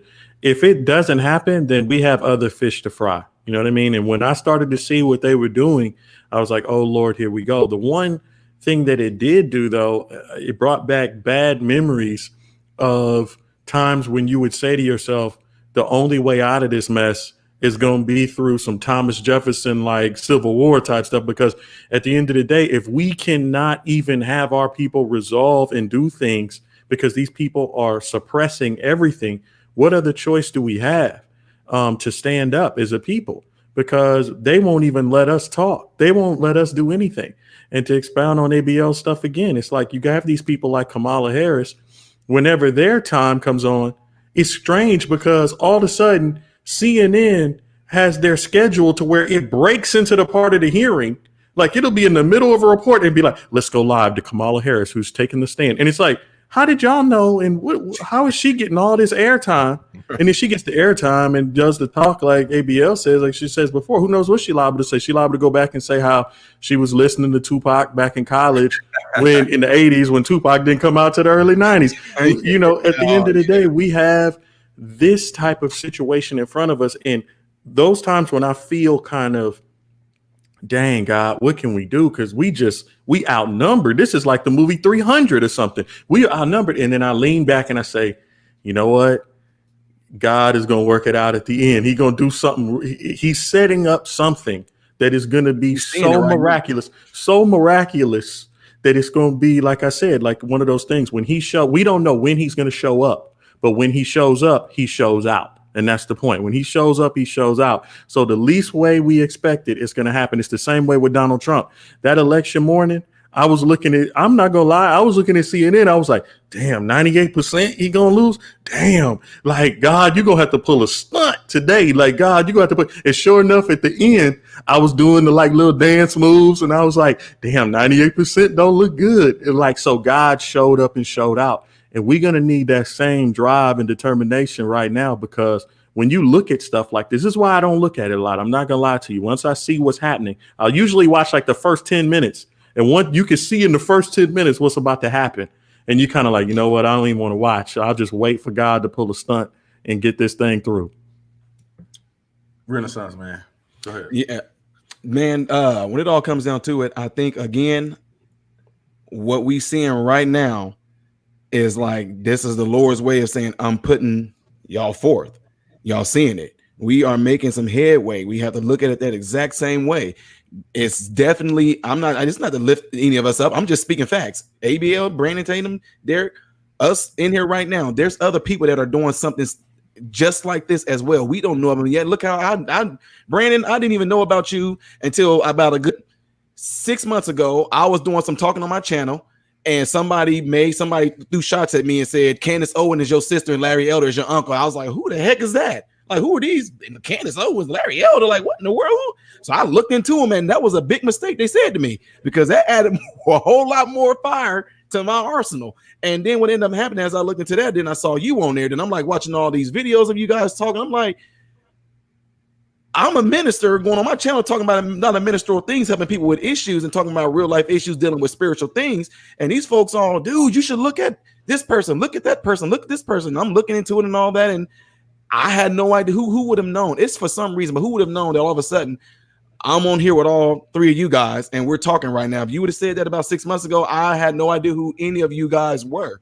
And now here we are doing what we're doing. So what I love about this is that you guys all have your own separate personal relationship with God. We are out here, period.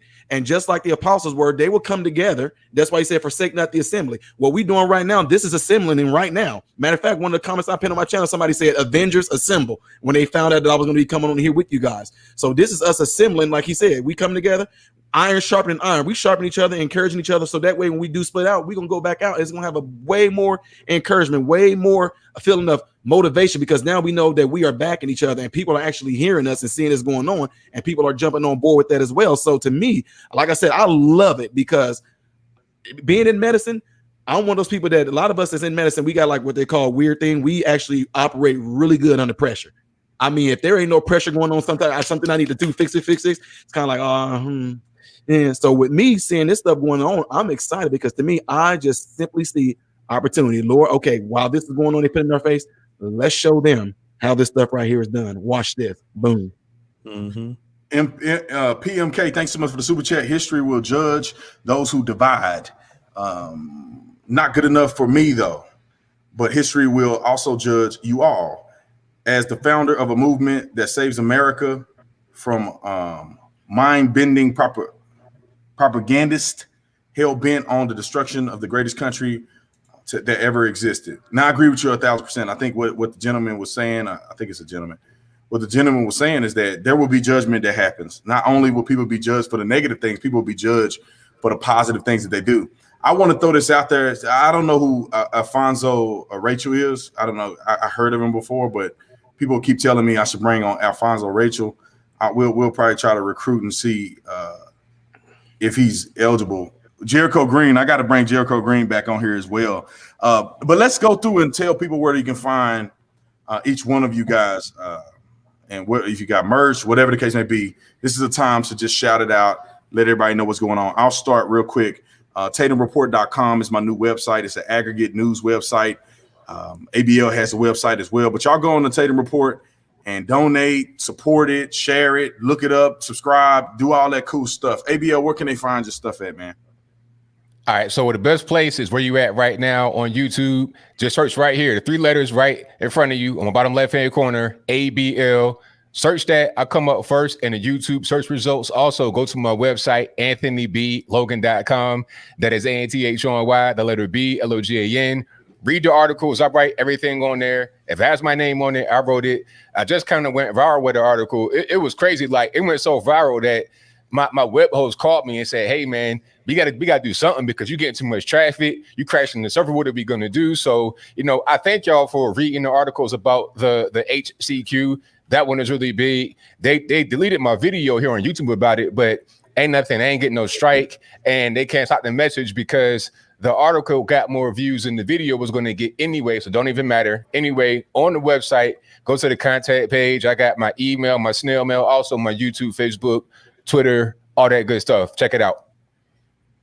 ABL, the video they deleted, I had the same kind of video, and they deleted it, and then they put it back. Did they contact you about putting it back? Because they contacted me about putting it back. It was about the doctor, and they took it down, and they let it die.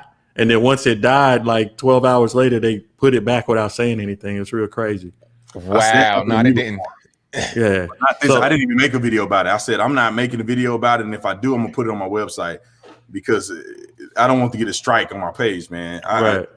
They got us afraid a little bit, man. I'm like, I don't want to. Hey, look, hey, come on, man. You scared of them lashes from Master, man. Harder, man. I think that I can start making these exclusive videos on my website. They can't do nothing to you because it's on your website. And really, you got a traffic here. Just say, hey, go check it out over there. What are they gonna do? Right. They won't even know, really. Go ahead, Renaissance Man. Where can they find you? All right, if you go onto YouTube and you type in Modern Renaissance Man, usually mine is the first one to pop up. On my channel there, I do a variety of stuff from ministerial to counseling to offering pretty much free health advice. I do a bunch of comedy stuff. I do a lot of different things. What's going on in the world right now, I do them in funny, joking ways that people understand the message behind it. And I also do what they call reaction videos, where people want me to react to, because even though I'm 38, the only music I really heard is a lot of gangster rap stuff coming up. So I do something called reactions, where I'm reacting to music that I never heard before. But overall, the channel is formed around the overall health of a person. And what I said at the end of all my videos, I hope and pray that everybody has food, shelter, and clothing. And most of all, I hope and pray that everybody is in great health. And so my channel is full of variety. Come and check it out. I'm pretty sure that there's something on there that a lot of people will be able to find and enjoy on there. So I look forward to meeting some new people. And thanks for allowing people and letting people from my channel to come on here and us do this. And thanks for telling people to come and subscribe to the channel. And my subscribers that's in here, because I see a lot of y'all. Make sure y'all subscribe to these 3 gentlemen as well. Awesome. I want to give a big shout out to Sky, who's been doing the mods, man. She's been on top of it the whole time. I see her promoting MRM, everybody's stuff. So Sky, thank you so much. I tried to do it earlier, but appreciate that, Scott. I couldn't do a break. So thank you so much. Really, really appreciate it. But again, I just really would like for people to let me get my info. Let me get my info out here. Oh, you didn't do your shit there? No, man. Look, I feel like Rodney Dangerfield up in here, man. I'm like Rodney Dangerfield up in here. Too hot. Yeah. Anyway, so you can find me on Facebook and Instagram at Derrick Gradenigo and Parler at Derrick Gradenigo. You can find me on Twitter at D, just the initial D Gradenigo, and I got a brand new YouTube channel here on YouTube that I'm trying to fire up. So y'all go. I know a lot of y'all, appreciate y'all who already went and subscribed. It's been some real crazy numbers over just having it for 9 days actively. I had it before, but I've just been really active the last 9 days. And I appreciate all of y'all coming in.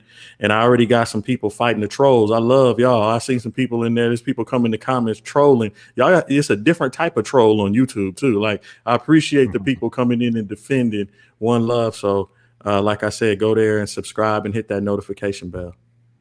Yeah, shout out to my media director. I call him my media director, my YouTube manager, Sean. I brought Sean on board to help with managing all this YouTube stuff and helping me put some cool graphics on the videos and stuff like that. We're going to have a podcast soon. Hopefully we can just engraft this one into that podcast, because people love that we do this every Thursday. People just love it. And I think that eventually what we'll do is we can expand it and make it longer. To be honest, it's 2 hours. That's about as much brain power as I have on a Thursday evening. But if we can get it longer, I can make it longer. I mean, we can do 3 hours if people are willing to stay. We can even go in and out, have more guests than just 4. And if y'all write in the comment section, let me know if that's a good idea. Do you like it to stay at just 4 people? Do you want it to evolve to 6? Because 5 people will throw off the numbers here and it'll be whack looking. So I don't know if I do 5, but I'll do 6 people, and then we'll make it 3 hours and we can talk and chat. But y'all let me know in the comment section, man. I want to say a special thank you to everybody on here, man. ABL, Derrick, MRM, man. Thank you guys for coming on here. Thank you guys for adding value to the channel. And I really pray and hope that everybody else that watch this will go and follow every single person on here. Because if you're on here, you need to follow all these people on this channel. So cutting it a little short today. Maybe next time we'll do it longer. But I have been moving and I'm tired, boss. I'm tired. So I love y'all. I'll see y'all next week, every Thursday at 5 p.m. on the West Coast, 8 p.m. on the East Coast. I love y'all, man. Peace.